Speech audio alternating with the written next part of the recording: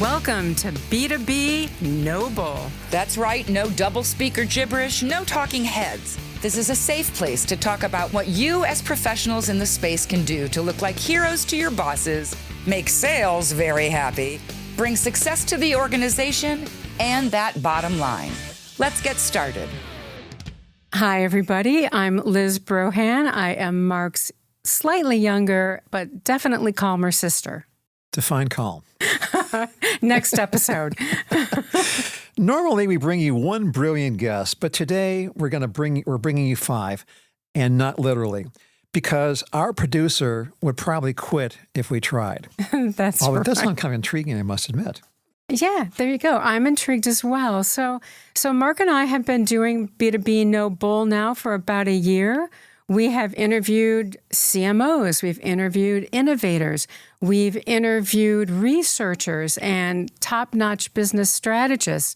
So we really wanted to take this episode and just kind of recap the year. We've learned a bunch, talked to amazing people, and just wanted to make sure that, you're coming along for the ride and kind of getting as much out of it as Mark and I are.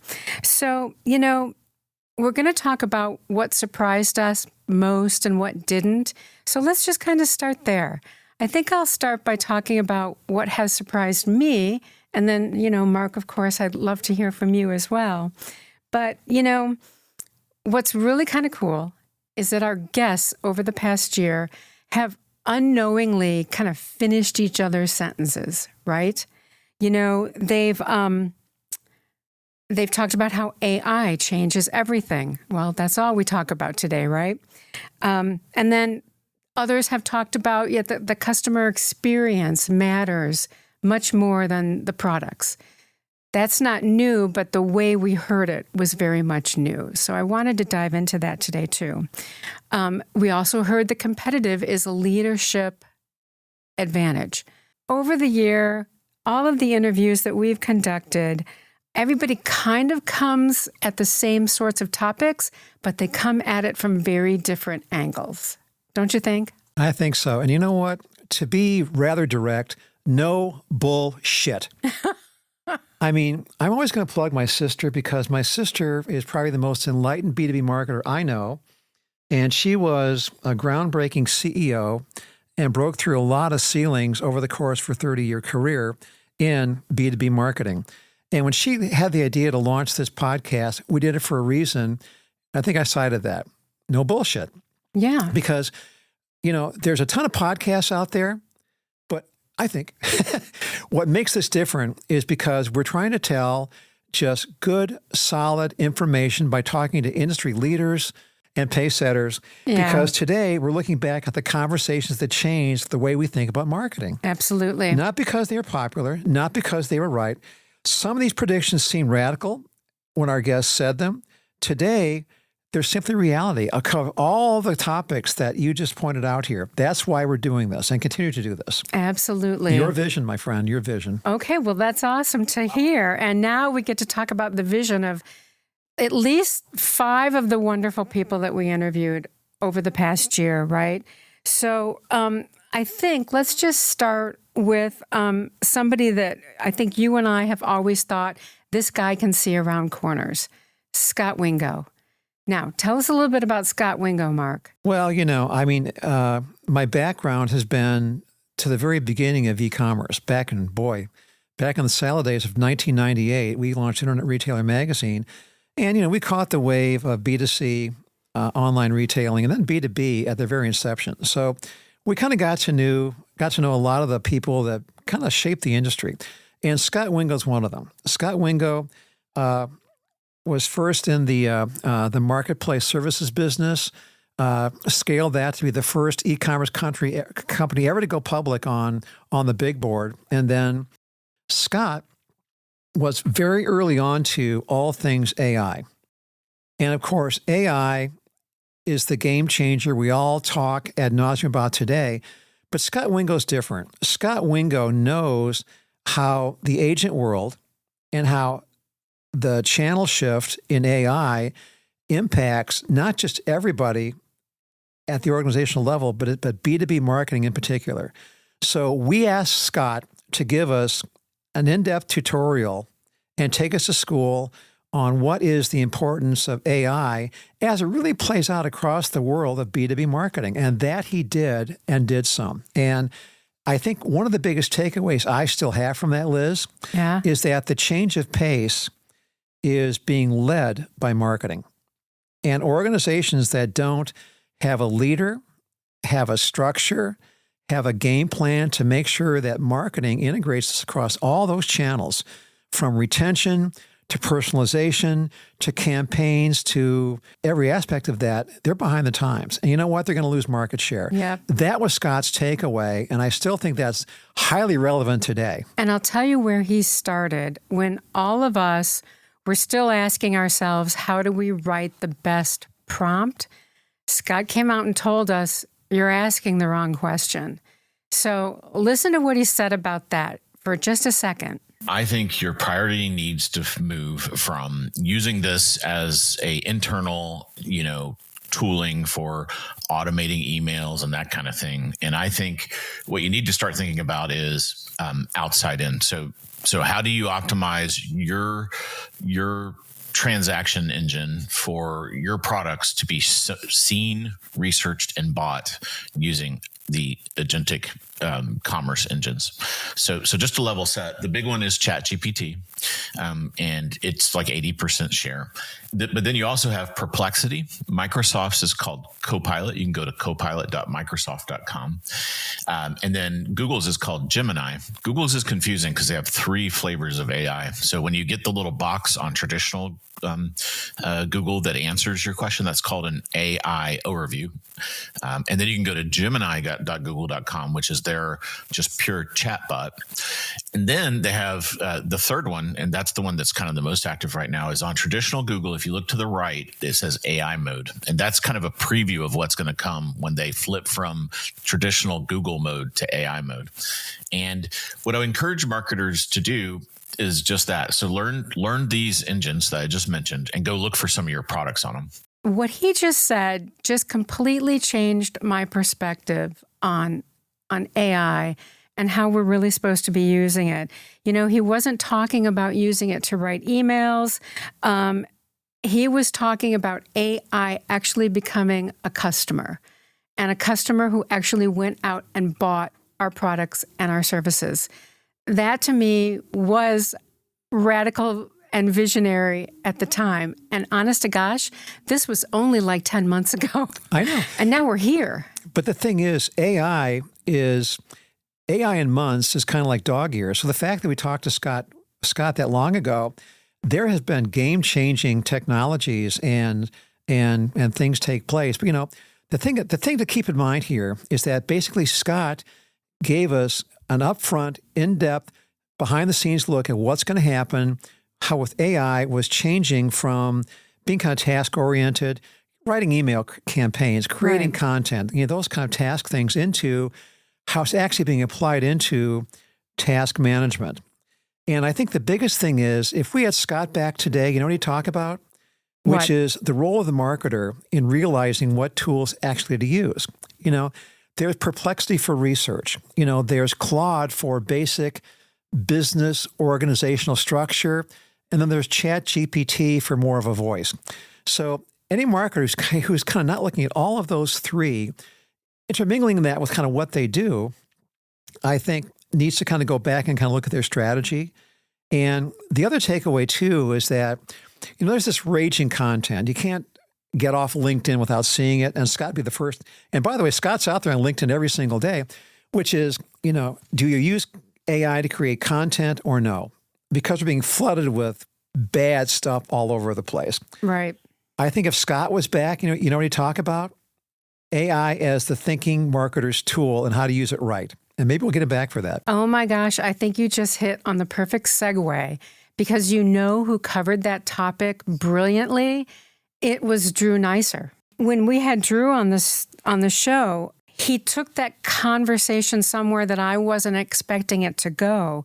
Instead of talking about it as technology, he started talking about people and how to use this technology.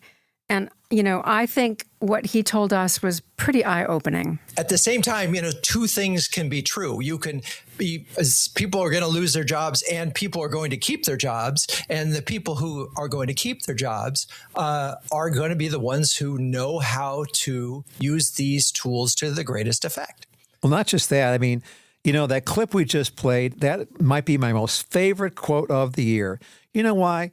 Because it removed the fear and it also raised the expectations. Yeah, and what you were saying a minute ago was absolutely what Drew was telling us, that AI can put out a pretty mediocre or average product because it's aggregated product, right?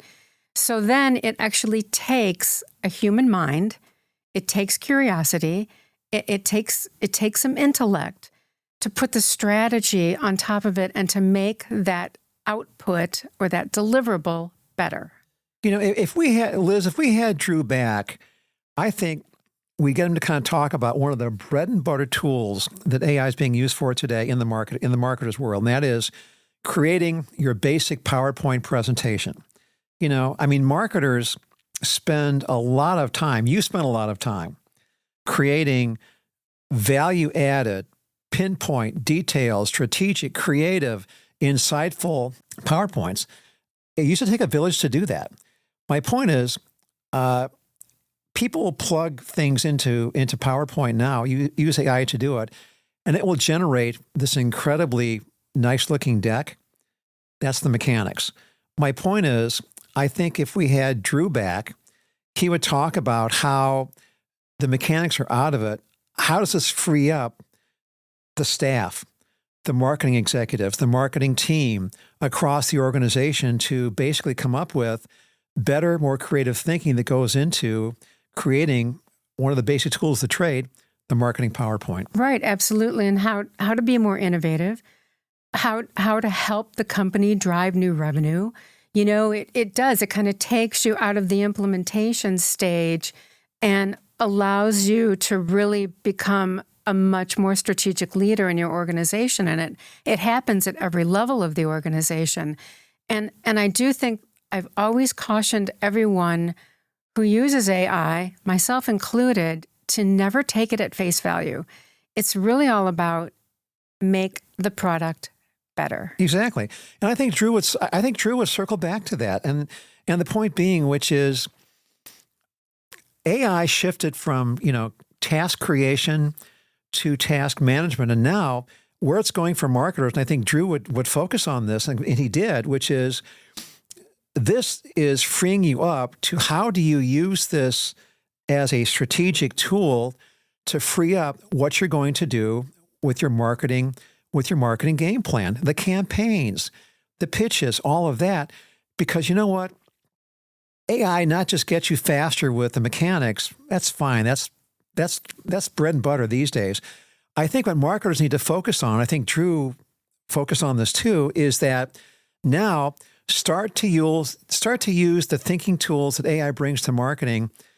How do you reach out to customers for feedback and new and innovative ways that AI makes the job easier, but delivers you more data and more strategy to kind of go back and, to your point, make the product better. Make the product better. And of course, I think his big parting thought to all of us was that human judgment is irreplaceable. And I do think that's exactly correct, So, and that was his advice to all of us. Like the quote he just said, you need to master the tools and the technology. And that's what job security looks like in the future, at least, for sure in the marketing department. I think it's frankly more than job security, don't you? I think it's career advancement. And I think that, our target audience here, as you founded the vision of this podcast, Liz, is that, you want to talk, we're talking to leaders and trendsetters and not pacemakers. We're talking to pacemakers. Let's talk to pacemakers too, there's there. Or pace setters. Pace setters, right. We like those guys too. My point though is, I think that the current generation of marketing executives coming up probably has a better tool set to use than you and I certainly did for sure. during the course of our long careers. And I think I think the more they can master those, which they're probably doing, but not just the mastery of the tool set, the mastery of how do you create the new strategic thinking and ROI product management for your organization is going to get you ahead because you're the person that's using AI tools more effectively in your job and thus your career. Yep. All right. So I'm just going to recap for a minute, right? So what Scott taught us was that AI changes buying, right? And then what Drew taught us was that AI changes marketing, right?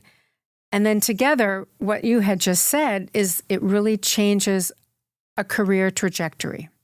So I think that leads us really nicely into the next conversation that we want to talk about, and that was, it all came from Justin Racine. He completely changed how I feel about the customer experience, right? He was just brilliant at it. So he said something that sounds obvious, until you realize that most companies don't actually do it. Price maybe isn't king. It's experience. And I'm a millennial. I'm on the later millennial side, but I fall within that group. And it's true. I mean, if you look at the millennial generation and even Gen Zs and younger generations, it's the instant gratification. You can go on Instagram or TikTok or whatever, and you could sit there all day and swipe through and look at videos and then digest content in an instant. And we have grown up in a culture where we all grew up with computers and we grew up with, the World Wide Web and the internet and all of these things. So we inherently kind of learned all of this ourselves, and we can learn how to order through a buying portal ourselves if it's intuitive and made easy. So how do you feel about what Justin just told us? I think, a little background on Justin Racine, which is, by the way, he's now back in being a CMO for a distribution company. So he's kind of back to his roots. In health, in medical supply and services, right? Okay. But the thing about Justin is, Justin was early on and a big proponent of understanding all of the B2B engagement happening out there across channels that made him very proficient reading the tea leaves for how all this kind of plays out for marketing. That's why I think his point rings true. Because if you look at just what's happening just in the past 2 years, 18 months, 36 months, it's pretty rapid shift. There's a channel shift to digitally driven omni-channel marketing. And I think he spoke to that in droves with the point he just made. Yeah, and he was the one that pointed out to us that, B2B buyers are not that different from consumers. And really, particularly as, the younger generations take charge of marketing and leadership, they're looking for Amazon-level service. So it was one thing when Amazon told us that, gee, this lotion goes really good with that body wash. But now imagine how that's being applied in B2B, where as a buyer, you can see that if I'm looking for a product safety kit, let's say it's fire safety, now AI is going to help me understand everything that needs to be in that kit. I mean, that's huge. And it goes as far as like building products and industrial supplies, right? You don't just want a roof on that building. You want the reservoir to actually have the same lining or the same kinds of lining or the same quality lining. That's the sort of thing that AI will connect the dots on for B2B buyers. And that's what Justin told us would happen. This is how the timeline is changing. It always helps to understand a little bit of history to kind of see where the trend is going. If you look at this all took shape during the pandemic. Frankly, people my age got out. Which is old. Yeah. Well, not that old, but, we look good. We look good. People my age retired. And so a younger, more digitally driven B2B buyer, including a B2B marketer, True. They began to come into their own. Now they're the dominant decision maker in these channels because, as I just mentioned, they're digitally driven, they're channel driven, and what they're using AI for is they want a lot more self-service tools on the marketing side because you know what? It hasn't happened yet because B2B doesn't shift overnight, but you know what? It's an agent world. And to your point, Amazon, yeah. If you kind of look at what Amazon Business does, and I follow those guys pretty close, they're putting out agents for all this. including of for course. marketing. And so Amazon, once again, to kind of Justin's point, is you watch the bellwether as to how this is going to change B2B marketing in the agent world based upon digitally driven buyer behavior. That's where it's coming from. And I think that's what Justin, yeah. or her two, brought back to us in his segment. Great guest. And the other thing he pointed out to us, and you hit on it a minute ago, and it's really about a collective buying group. You know, of course, there were always decision makers and influencers in the buying cycle for B2B, but now it's a much larger collaborative group that makes these decisions. And I think Justin saw that coming. And Justin even thought that maybe the portals that we were building for our customers should be collaborative portals, you know, where everybody can kind of weigh in on what they're seeing in terms of, you know, the products and services that need to be purchased. And, you know, the thing is, one of the points that Justin, I think, would, if we had him back today, is he would talk about probably the ever-shifting, faster increase in the B2B buying behavior as it applies to, you know, digital marketing for B2B. But you know what? The tools are getting faster and better, and that's where you really got to keep up. Right, like a collaboration hub. You and I have seen demonstrations, Liz, where you can create a brand new campaign based upon shifts in buyer behavior that kind of came in minutes ago. And I have seen these demonstrations at a lot of trade shows I've been to over the months. It's incredible. So the pace at which you can change a campaign, change a landing page, put in better marketing copy, pinpoint who your segmentation and personalized buyers are, that's changing with literally with the speed of light.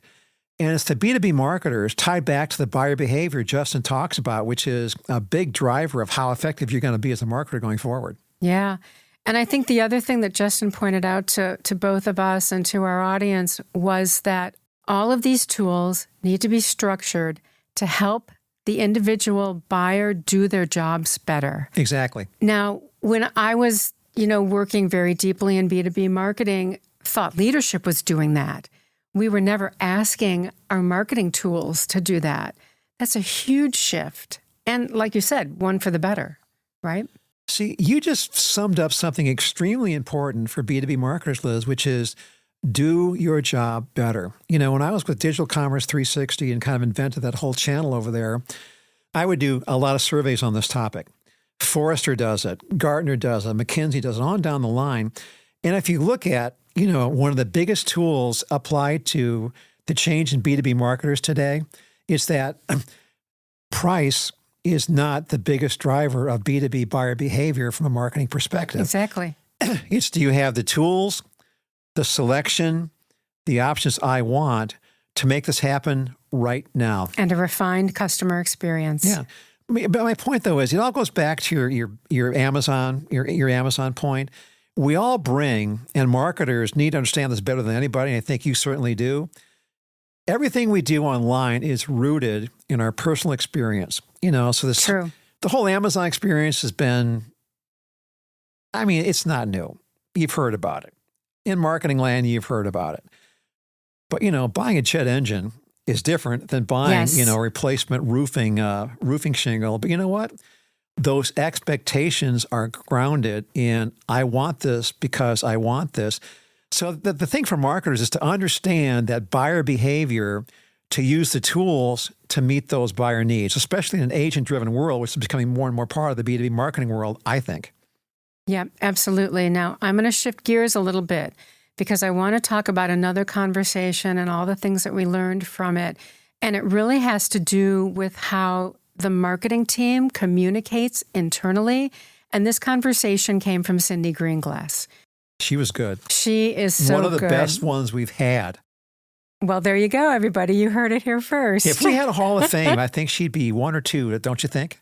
Yeah, because, you know, her point, yeah, absolutely. And her point was that marketers need to do a better job of convincing the executive team of what needs to be done and what they believe is going to drive revenue. So listen to this for a second. for professionals that are in the communications business, we are very poor at internal. We often speak to ourselves and each other, but we aren't prepared to speak the language of business or speak the language of the other people. And as a result, we fail to be heard in a way that is meaningful for us to be seen and get a seat at the table. Ouch, right? It hurts a little bit, but it's true. How many great marketing ideas die on the vine before they can even get to the customer because marketing doesn't know how to build the business case and sell into their own organization. So that's really what she's trying to tell us and help us do. But one of the things that I think Cindy, the plain, unvarnished truth, I think, to that episode, Liz, and you tell me because you still do this, but you did this as a CEO for a lot of years, which is in a lot of organizations, it's organizational roadblocks that prevent marketers from doing a better job. They may think they have a seat at the table, but maybe they don't, because they may have a seat at the table because they're assisting sales, because, they're responsible for product management, all the traditional, the CMO roles, if you will. But if that's not cross-organizational, if you don't have a true voice in decision-making, then your job and your career is going to be limited. And I think Cindy kind of pointed that out. But don't you think that? Well, I do. And I think she gave us great advice as to how to change that. Exactly. Change that dynamic. So the first thing she talked about was make sure that you can talk in the CFO's language. You really have to quantify how the ideas you're bringing to the executive team will generate growth for the business.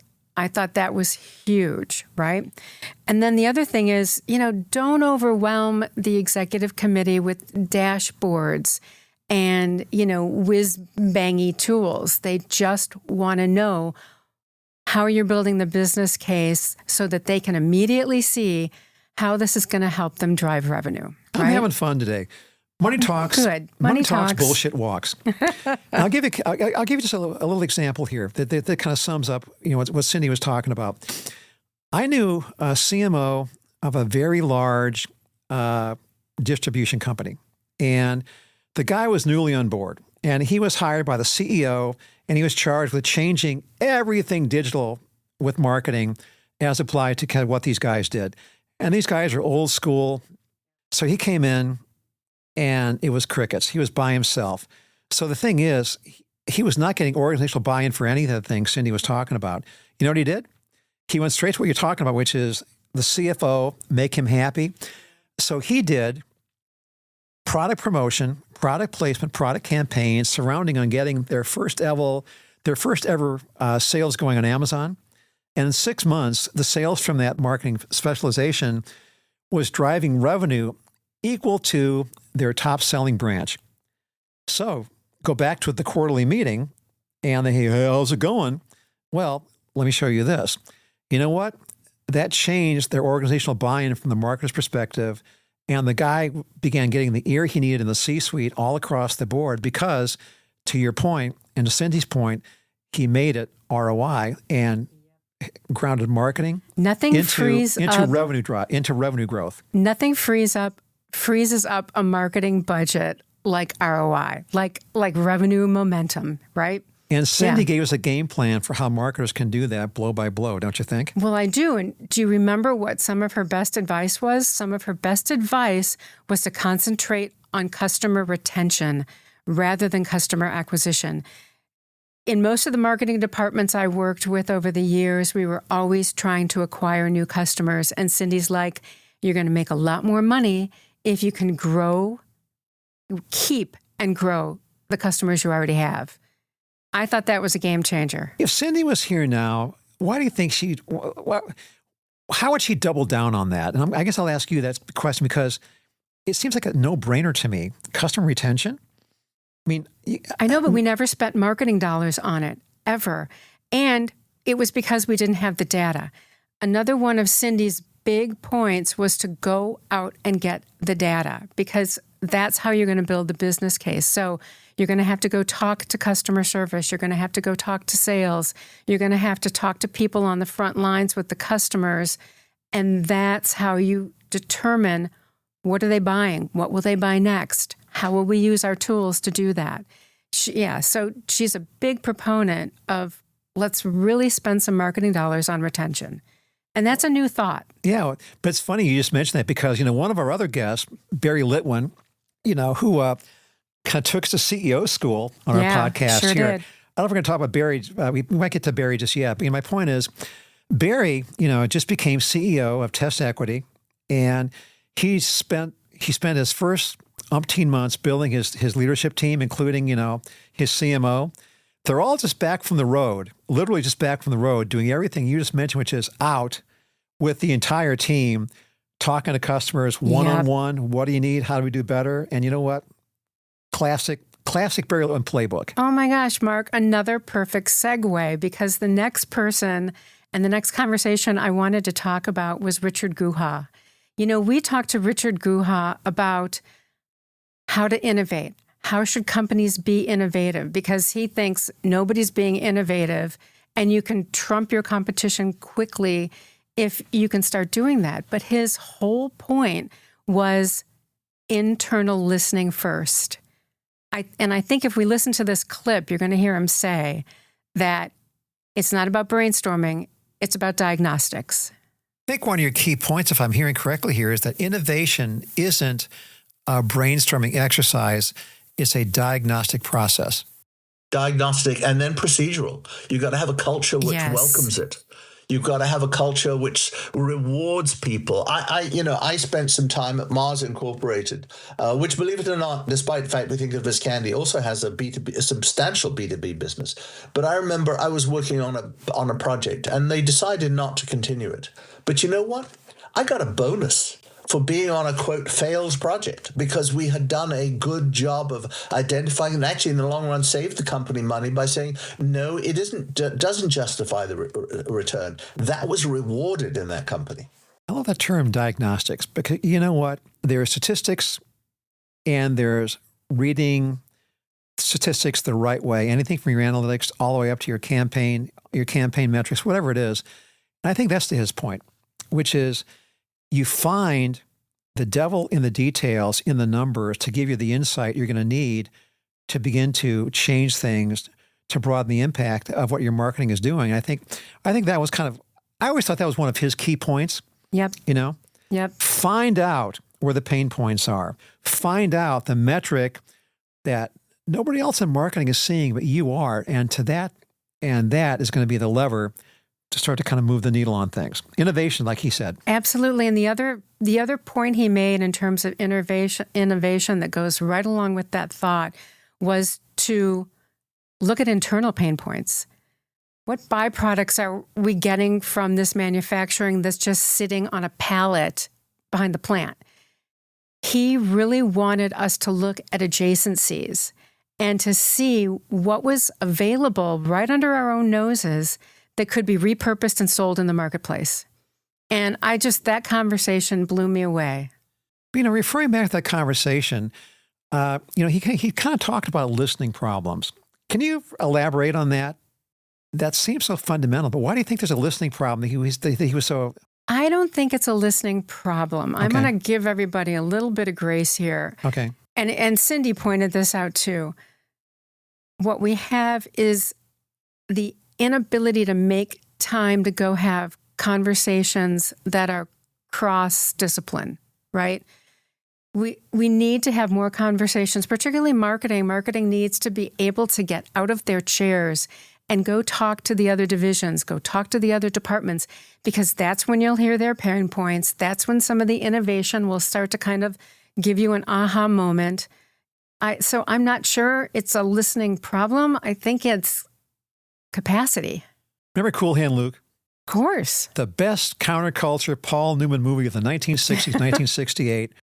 But what we have here is a failure to communicate. Right. So, don't you think? Right. There you go. It's our inability, because of the time crunch of our days, to be able to go out and have these meaningful conversations that really could, take the organization in a new revenue stream. By the way, to our loyal listeners across the world, across the ponds, across infinitum out there, you know I was going to work on one of my damn movie cliches, didn't you? Oh, of course, yes. And next we'll get a game show reference. You set me up perfectly, my friend. Just perfectly. Yeah, that's good for me, right? Okay, so let's see, Mark. Let's take a second and recap again, right? So we've mentioned Scott and Justin and Cindy and Richard and all kinds of folks, right? I think we said this at the top of the episode. So what we're hearing across the board is that listening is key, and they're all asking us to do that in order to innovate in new ways. So that's kind of a common thread that we get. So I think we just need to make that point and kind of hammer it home. Yeah, well, I think the thing too, Liz, I'm going to refer back to you. You had the vision for this podcast, and thanks to you, we're bringing all this to light with your vision. I think where we're listening very closely to the comments we're getting from our listeners, very close to the comments we're getting from our guests to date, and we're going to continue to work very hard to bring you even bigger, better, focused episodes that really help these marketers do their job better. Absolutely. That is the goal, no doubt about it.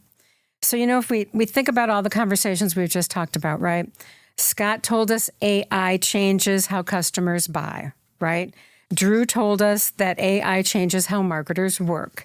Justin showed us that experience beats price. Cindy, proved that communication creates influence and change. So these are all pretty exciting things that help us differentiate and help us do our jobs better. Marketing has never really been about marketing as something that's just kind of struck me since we started having this conversation.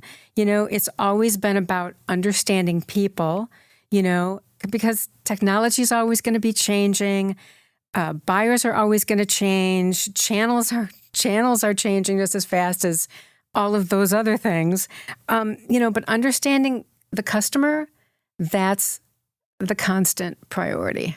I agree. I think if I'm going to sum up our first year or so in the podcast world, Liz, we're trying to bring the connective tissue together. These episodes are not just willy-nilly who we could get. I think we've done, to our credit, and frankly to your credit, a pretty good job of trying to help identify what's really important to B2B marketers they need to know about and keep on top of. And believe you me, that's our mission to kind of keep doing better at that. Absolutely. Okay, so as you all know, because you've seen this before, we try to do a lightning round at the end of some of our episodes. So Mark and I are going to attempt one amongst ourselves, just to kind of recap everything we've been talking about, today. So here we go. Mark, do you want to start? One prediction that's already come true. Okay. I believe Scott Wingo nailed it on this one. He said AI wasn't going to be another marketing tool. Yeah, he got that right. It was going to become another customer. That's what blew my mind. But it did come true, right? So at the time, that sounded futuristic. But like I said a few minutes ago, that was like only 10 months ago. So there you go, Scott. And while everybody is using, ChatGPT and Gemini and Perplexity and Claude, companies are having to optimize AI discovery, right? So that was another thing they talked about. It's not just about Google anymore, right? We really have to optimize what's going on with AI. So we've watched some of those predictions come true practically overnight. I didn't get a chance to say, Liz, come on down.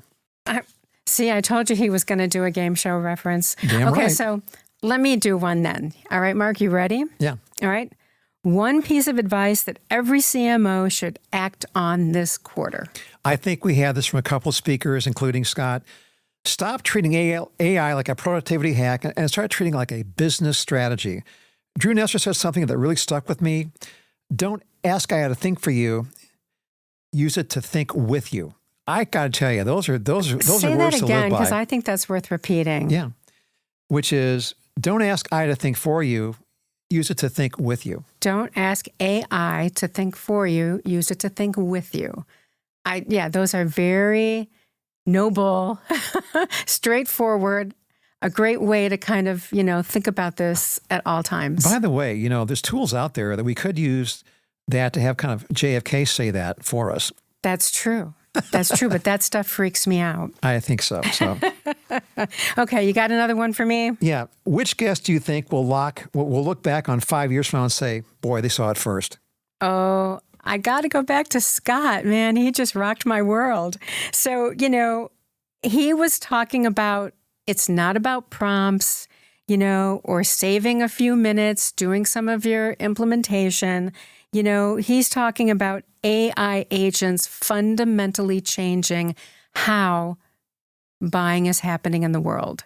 And I think that's exactly right. 5 years from now, I'm going to go, yeah. And it's only gotten probably better or more intense. I don't know which. Maybe both. So here, now my turn, okay? All right. What advice surprised you the most? Well, do you want my answer in the form of a question? No. Okay. Well, I had to work that in too, I think Richard Guha, perspective on innovation. I expect him to talk about technologies or disruptive ideas. Instead, he said innovation is really a diagnostic process. And I think there is no plainer, direct statement than that from a guest to kind of sum up where all this stands. Yep. But now here's one for you. Okay, here we go. What's one thing we've personally changed because of these conversations? It kind of harkened back to listening, right? But I think one of the things I've seen you and I do, even in our own work, is we ask why before we ask how. When I first started out in B2B marketing, it was really all about how are we going to get this done? But now we ask why we're doing it. And I think that some of the things that Richard Guha had told us, and certainly a lot of what Justin had told us, was about making sure that you're asking why. Why will a customer need this? Why will this drive revenue for your business? And then move to the how. But, one of the things I've liked about all of our episodes, Liz, is, and I think we got better at this as we kind of got into the year that was, which is we always ask our guests to kind of talk about their background, their history, their career, their perspective. And I think that help identify lessons to be learned that other marketers can take and apply to their position. That's part one. Part two, I think that we always try and ask our guests to leave some piece of good advice, no matter what the topic is, for how B2B marketers can understand how they can do something better that will advance their performance, their company objective, and all of that. I think we've been pretty good at that. But you know what? Going forward, I think we're going to bring more how-to advice and practical. What do you think folks should do about this to our game plan here? What do you think? Yep. I think you're absolutely right. And I think that what we want our audience to remember is that the marketers who thrive are the ones who demonstrate their intellectual curiosity. They're the ones who ask the why questions before the how questions. And they're also the ones that will take the time and talk to everyone in a different division at the company, talk to everyone in a different department, and try to gather as much information and data as you need to help innovate. We're talking Al Pacino here. We're just getting started. That hurt. Wow, that sounded like it hurt. I think it hurt our listeners too. So that's probably a really great place to stop, right? We can't thank you enough for being part of this episode. We hope you've gotten as much out of the past year from these conversations that Mark and I have. And certainly we hope to see you back here very soon for more of those brilliant marketers telling us what's going on with No Bull. And you're seeing what these folks are really like. Mark and his sister. At it again. At it again. Bye, everybody.